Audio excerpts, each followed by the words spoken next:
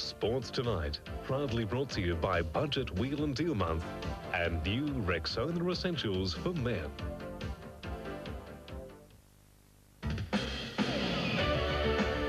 Sports Tonight, June 24. Carlton and North Melbourne looking to join the Eagles with 9 wins at the top of the table. After 6 losing games, the St George Dragons, anxious to resurrect their 1994 season. The first week's World Cup soccer has produced a flurry of goals, some of them memorable. And heading Mark Reed's best bets, the Kiwi Mare set to land the last of the Brisbane Winter Riches.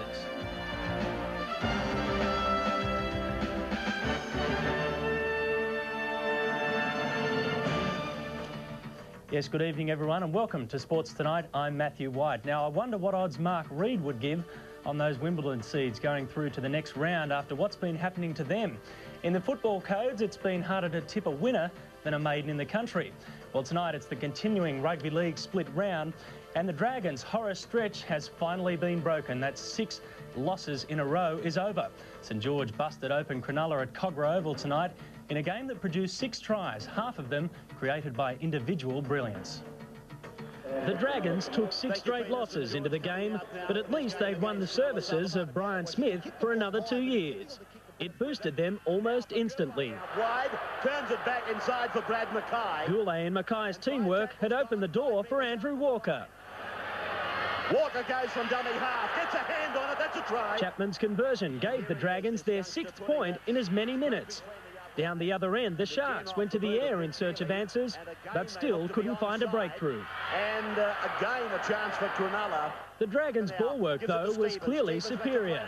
When Mark Coyne found a gap, it appeared the Saints were in again. Watson, he's got it down. He hasn't got it down. Watson was lucky not to have given away a penalty try. Instead, he copped a warning and Chapman took the 2.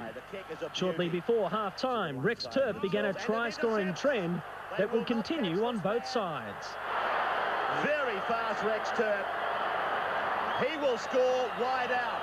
The Sharks responded 10 minutes into the second half with a brilliant blindside effort. Goes down the blind and this time Crossan will get the try. Cronulla had moved within 4 points, but when Jeff Hardy collected the scraps of a high ball, St George had taken a 10-point lead. The game was out of the Sharks' reach, but they had lost no respect. Half Paul Green putting in his bid for the individual effort of the season. He's still waiting for support to come. Here it comes now. He'll go all the way, the little fella. Green's effort was mirrored by St George's David Barnhill, the State of Origin forward securing a 26-12 win. Not catching in quickly enough. Oh, great try. Yeah, some great tries there. Now, controversy over Bradley Clyde's tackle on Willie Kahn will add extra spice to Sunday's Broncos-Canberra clash. Kahn is expected to miss at least 3 weeks, and the Broncos remain angry that Clyde wasn't asked to face the judiciary. Kahn is out with concussion after this tackle by Clyde in Monday's Origin clash. To add to the Broncos' worries, Michael Hancock likely to miss the match, while Steve Renouf is also expected to succumb to injury. Also unavailable, the likes of Terry Mattison, Gavin Allen, Alan Cam, Paul Hoff and Glenn Lazarus, allowing young Paul Morris to make his debut on the wing. There's a lot of pressure there. It's a must-win game for us, so there's a lot of pressure on each individual player to perform well. Kerrod Walters will once again be out to push his representative honours in his head-to-head clash with brother Steve. Honestly, love to be there, and obviously so with Benny Elias and a lot of other hookers, but you know, he's there at the moment. He's done nothing wrong, but you know, I'm just going out there on the weekend to play well for the Broncos, and if I outplay Steve, well, it's all well and good. The Broncos all realise to improve their chances of making the Kangaroo Tour, they must first make the semi-finals. If you make the 5, you've got a better chance, and that's what we're trying to do. I suppose we're not trying to be selfish up here. We just want to make the 5 for the club's point of view and our personal points of view. All of Canberra's big guns, Daly, Clyde and Stewart, are expected to play in what many see as the 4th Origin match of the year. The two clubs always reserve something special for one another, and in the time I've coached Canberra, I've never seen a bad Canberra-Brisbane game, so I don't think this weekend will be any different. Canberra's record at Bruce Stadium is outstanding. They haven't lost a game there in their last 17 appearances. And now to the AFL's top 3 tussle in Carlton North Melbourne doing battle down at the MCG.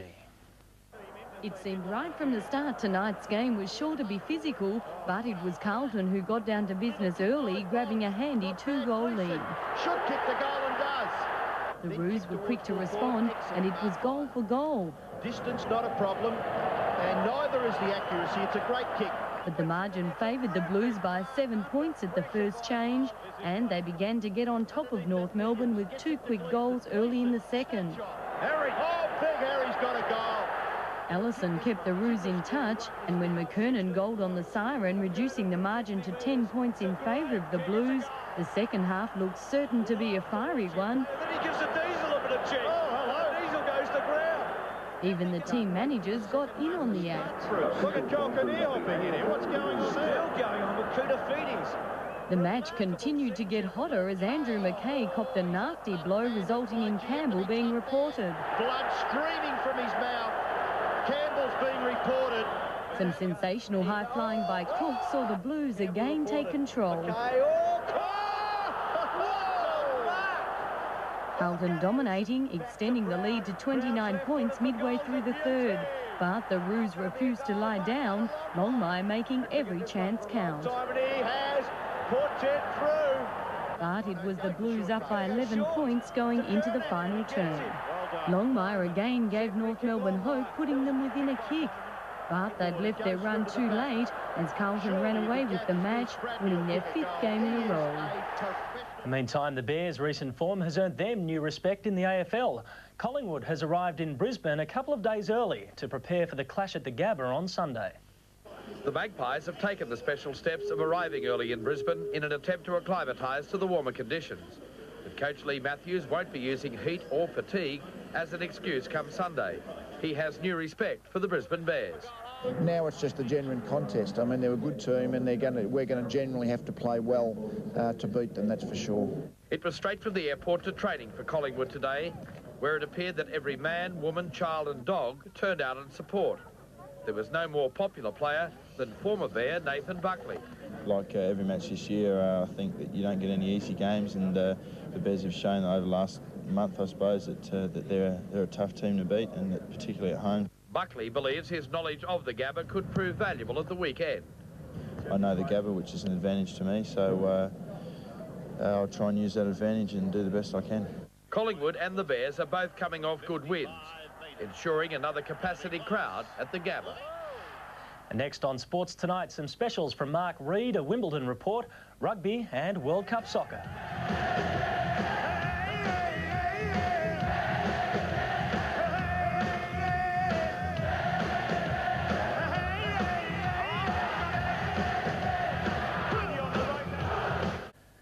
Well, the players themselves are wondering whether the exodus of top seeds at Wimbledon this year is contagious, with 12 now out of men's and women's singles.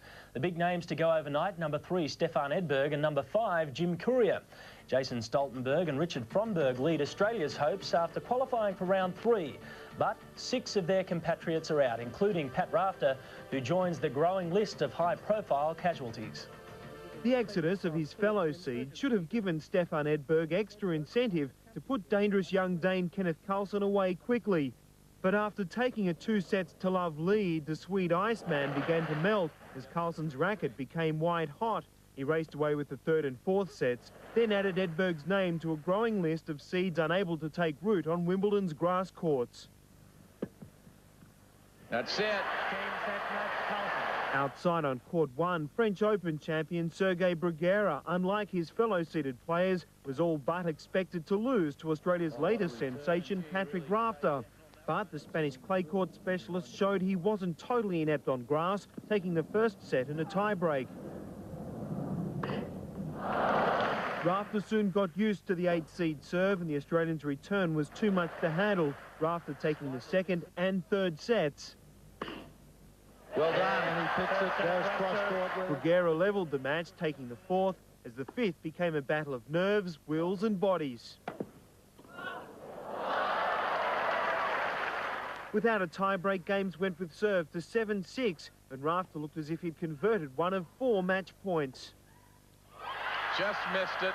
By the time the 5th set reached a 20-second game and the match a 5th hour, Bruguera appeared to get his 2nd win, while Rafter's legs began to give way.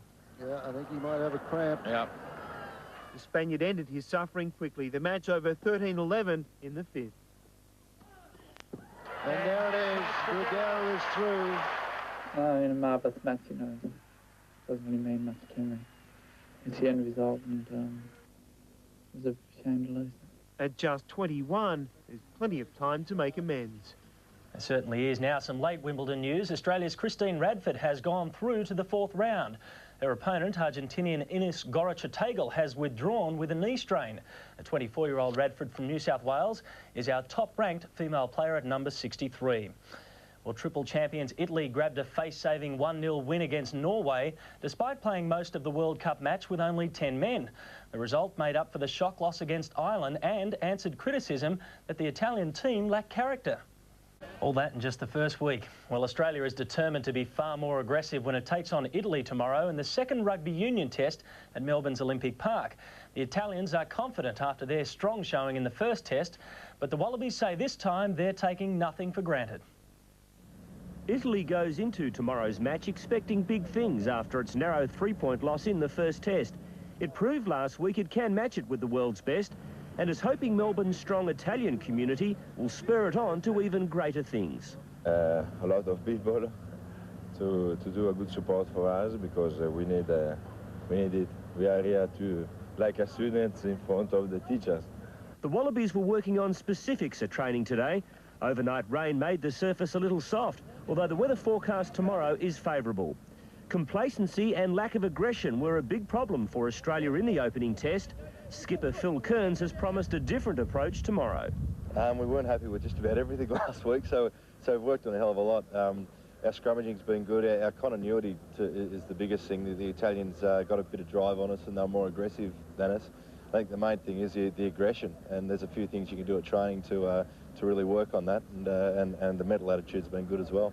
The finishing touches were being added to Olympic Park today. Australia is looking forward to its first test in Melbourne for 33 years and is keen to show the crowd what it's capable of. We're really pleased to be playing a test in Melbourne. For a few years now, the team have been keen to come down and play a game here, and so we're pleased that that's happening, and we really want to show the Melbourne sporting public why we're where we are in the world. And now to horse racing and Mark Reed's last word on tomorrow's gallops. Now, the Sydney meeting is at Royal Randwick, where Reed's best bet is race 4, number 1, Foshin, at Kevin Moses Mount. At Eagle Farm in Brisbane, race 6 is the Tattersalls Cup, and here Reed rates Pure Lust on top. That's number 2. Now, this 5-year-old mare is trained in New Zealand by the all-conquering O'Sullivan clan and will be ridden tomorrow by Brian York. At Moonee Valley in Melbourne, Mark Reed's best bet is in race 7, number 1, Val d'Isere, to be ridden by the 3-kilo claiming apprentice, D.R. Beasley. And coming up, our Friday night snow report, another Lara Tunn, the Majors and NBL. Whoop, there it is. I thought you knew.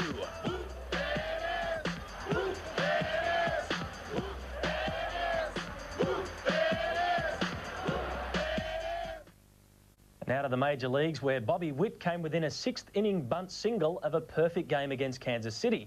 Now, he did not walk a batter for the first time in his career. The last perfect game in the major leagues was in '91 by Dennis Martinez of the Montreal Expos.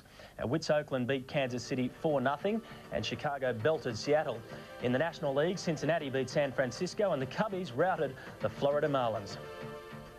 Well, the Brian Lara records just keep coming. Today, the West Indian left-hander equalled Don Bradman's 8 centuries in 11 first-class innings. He blasted 197 off 193 balls for Warwickshire against Northamptonshire, and that's no easy feat because Curtly Ambrose was in the bowling attack. Well, now it's Mitsubishi Challenge time and 2 NBL games played tonight, so if you want to watch the replay in your state and don't want to know what happened,